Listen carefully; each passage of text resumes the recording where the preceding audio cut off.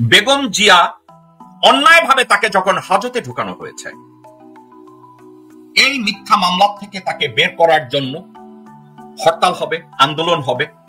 এই আন্দোলনটাকে থামিয়ে দিয়েছে ভারতপন্থী কিছু নপুংসক, কিছু হারামজাদা, যারা এখন তারেক রহমানের চারপাশে ঘুরঘুর করছে এবং তারেক রহমান তাদেরকে প্যাট্রোনাইজ করছে। সাবেক প্রধানমন্ত্রী এবং আপনাদের দলের চেয়ারপারসন খালেদা জিয়া, তিনি কি এই নির্বাচনে কোনো ভূমিকায় থাকবেন? তাকে কি আমরা নির্বাচনে কোনো ভূমিকায় দেখতে পাবো? আপনি এমন একজন মানুষের কথা বলেছেন যেই মানুষটি বাংলাদেশের গণতন্ত্র যতবার গণতান্ত্রিক অধিকার, জনগণের গণতান্ত্রিক অধিকারকে হরণ করা হয়েছে, প্রতিবার উনি অবদান রেখেছেন সেই গণতন্ত্রকে পুনঃপ্রতিষ্ঠিত বা পুনরুদ্ধার করার জন্য। এবারও আপনাদের সকলের চোখের সামনেই ঘটেছে যে কিভাবে স্বৈরাচারের সময় তার উপরে অত্যাচারের খড়গ হস্ত নেমে আসে, কিন্তু উনি আপোষ করেননি। এরকম একজন ব্যক্তি আজ অসুস্থ, এবং কেন, কিভাবে উনি শারীরিকভাবে অসুস্থ হলেন, তাকে মিথ্যে মামলায় জড়িয়ে তাকে জেলখানায় নিয়ে যাওয়া হলো। আমরা দেখেছিলাম একজন সুস্থ মানুষ গিয়েছেন, কিন্তু যখন বেরিয়ে এসেছেন একজন অসুস্থ মানুষ বেরিয়ে এসেছেন, তাকে চিকিৎসার সুযোগ থেকেও বঞ্চিত করা হয়েছে। এই সবগুলো ঘটনা দেশবাসী জানেন। তারপরেও যে মানুষটির এত বড় অবদান রয়েছে বাংলাদেশের গণতন্ত্রকে প্রতিষ্ঠিত করার, আমি সেই দলের একজন কর্মী হিসাবে বিশ্বাস করি বা বিশ্বাস করতে চাই গণতন্ত্রকে পুনঃপ্রতিষ্ঠিত করার প্রথম পদক্ষেপ হিসাবে যেই প্রত্যাশিত, জনপ্রত্যাশিত যে নির্বাচনটি অনুষ্ঠিত হতে যাচ্ছে, ওনার শারীরিক সক্ষমতা যদি অ্যালাউ করে ওনাকে, নিশ্চয়ই উনি কিছু না কিছু ভূমিকা রাখবেন। সেটা কি নির্বাচনে অংশগ্রহণ হতে পারে? এইটি আমি এখনো বলতে পারছি না। আমি মাত্রই বললাম যে ওনার শারীরিক ফিজিক্যাল এবিলিটির উপরে বিষয়টি কিছুটা হলেও নির্ভর করছে। সমগ্র ইন্টারভিউর মধ্যে তারেক রহমানের ইন্টারভিউর এই পর্যায়ে তার মায়ের সম্পর্কে সে যে কথাটা বলেছে, আমি এই কথাটা আমার কাছে ভালো লেগেছে, যে বাংলাদেশের গণতন্ত্র এবং বাংলাদেশের জনগণের ভোটাধিকার এবং বাংলাদেশের মানুষের অধিকার যতবার প্রশ্নের মুখোমুখি হয়েছে, যতবার অধিকার থেকে মানুষকে বঞ্চিত করা হয়েছে, বেগম খালেদা জিয়া পাহাড়ের মতো ব্যক্তিত্ব নিয়ে জনগণের পক্ষে দাঁড়িয়েছে। আমি এই কথাটার সাথে একমত। কিন্তু তারেক রহমানকে যারা এই প্রশ্নের উত্তরটা দিয়েছে, শিখিয়ে দিয়েছে এবং তোতা পাখির মতো তাদের শিখানো বলিটাকে আপনাদের সামনে ছেড়েছে, তারেক রহমান নিজে তার এই ব্যর্থতাটাকে লুকোতে পারে না। ব্যর্থতা কি? উনি বলেছেন ওনার মাকে মিথ্যা মামলায় জড়িয়ে হাজতে পাঠানো হয়েছে।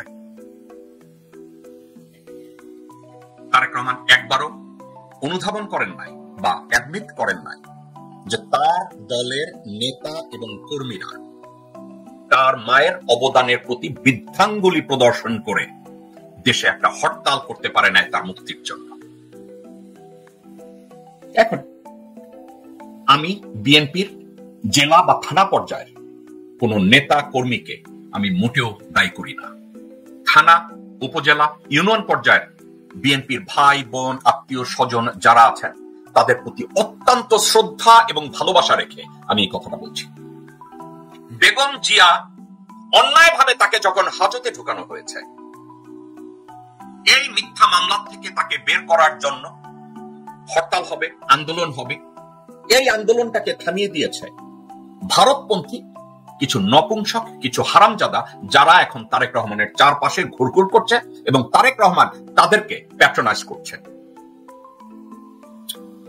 দর্শক শ্রোতা, আমি জেনে বলছি, চট্টগ্রামে বেগম জিয়াকে মিথ্যা মামলায় জড়ানোর পরে আন্দোলন করার আয়োজন করা হয়েছিল।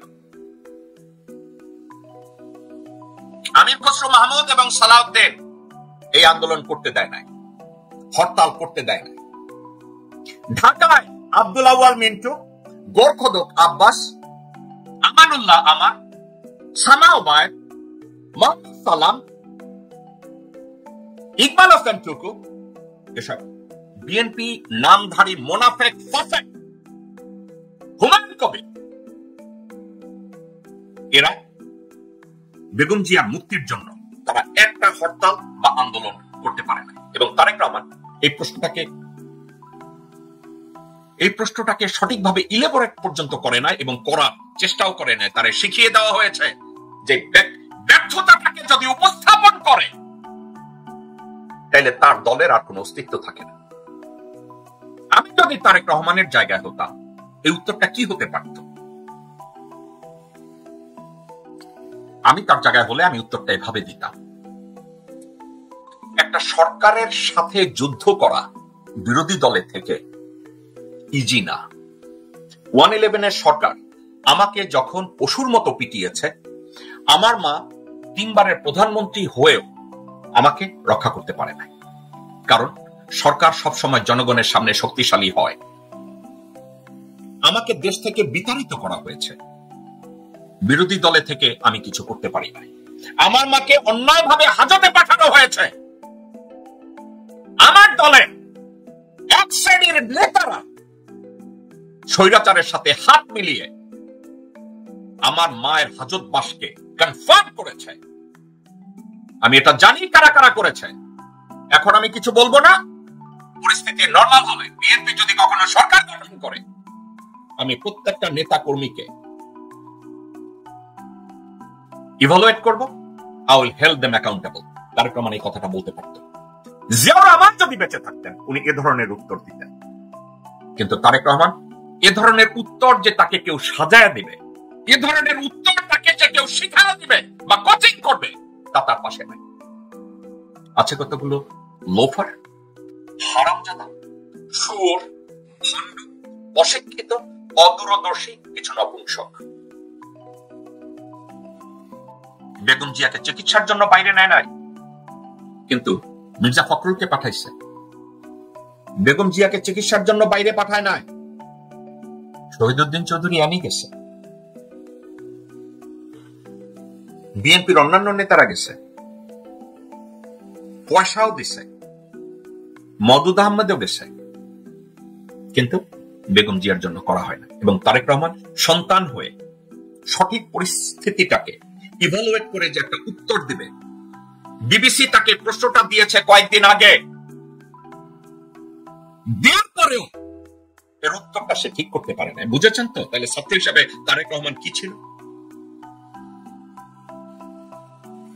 দর্শকবৃন্দ, একটা আছে, সমালোচনার জন্য সমালোচনা করা নিচতা, কিন্তু সঠিকভাবে গঠনমূলক সমালোচনা যদি করতে হয় এবং আমি যদি ওই সমালোচনা করি, এজন্য আমাকে যদি কেউ মনে করে জেকব মিল্টন খুব মিন, তাহলে তো আর কিছু বলার নাই। আমার জীবনের একটা স্যাটিসফ্যাকশন নিয়ে আমি বাঁচি। আমি যা কিছুই করি আমি আমার সাধ্য মতো করার চেষ্টা করি। সবগুলোই সফল হই না, অনেকগুলো ব্যর্থ হই, কিন্তু তারপরে সত্যকে গ্রহণ করার মতো সৎসাহস আমার আছে। তারেক রহমান, আপনার মায়ের বিষয়ে আপনি যা বলেছেন, মা শব্দটা আমার সামনে আসলে আমার চোখে পানি এসে যায়। মা হচ্ছে আমার জীবনের সবচেয়ে দুর্বল জায়গা। আপনার মা ও মমতাময়ী মা, আমি আপনার জন্য অত্যন্ত খুশি যে আপনার মমতাময়ী মাকে আপনি লন্ডনে এনে নিজে চিকিৎসা করাতে পেরেছেন। কিন্তু আপনি যখন বিবিসির সাংবাদিকদের আপনার মা সম্পর্কে কথা বলছিলেন, আপনার চোখে মুখে আমি দেখেছি শিখানো কথাগুলো বলি। সত্যিকার অর্থে আপনার আবেগ হয়তো আপনি দেখাতে পারেন না। আপনাকে যারা কোচিং করেছে, আপনি এই স্টাফগুলোকে বাদ দেন, এরা লেখাপড়ায় ভালো না। আপনাকে যেভাবে তৈরি করবে, প্রশ্নগুলো আগে পেয়েছে, আপনাকে তৈরিটাও তারা ঠিক মতো করে নাই তারেক রহমান সাহেব, সেক্ষেত্রেও তারা ফেল করেছে। মা সম্পর্কে বলবেন, আপনার নিজের মনকে আপনি জিজ্ঞাসা করতেন আপনার মাকে আপনি কতটা ফিল করেছেন, কিন্তু করলেন না তো। লোকজন আপনাকে যা শিখাইছে আপনারা এভাবে করবেন। দর্শকবৃন্দ, তাইলে বিএনপির এই ভরাডুবির পিছনে কি, মানে